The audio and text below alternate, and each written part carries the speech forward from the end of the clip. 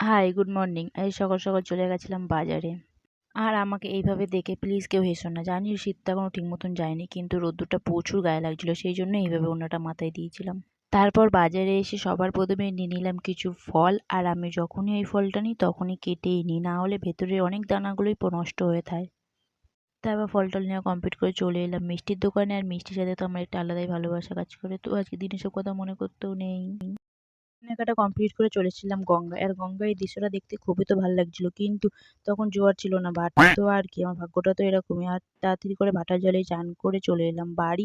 সন্ধ্যেবেলা ঝটাপট ফল কাটতেও বসে পড়েছি, আর বসে ঝটাপট ফল টল কাটা কমপ্লিট করে নিচ্ছিলাম, কেননা আমার অনেকটাই দেরি হয়ে গেছিলো। তো ফল টল কেটে রেডি হয়ে গেছিলাম। তারপর সবার প্রথমে চলে গেলাম মন্দিরে। মন্দিরে গিয়ে ঠাকুর দর্শন করে পুজো কমপ্লিট করে বাবুকে এখানে খাইয়ে দিয়েছিলাম চরণামৃত। তারপর বাড়িতে এসে একটু ফ্রেশ ট্রেশ হয়ে আজকের ব্লগটা এখানেই এন্ড করছি। আবার দেখা হচ্ছে তোমাদের সাথে কালকে। ততক্ষণের জন্য বাই।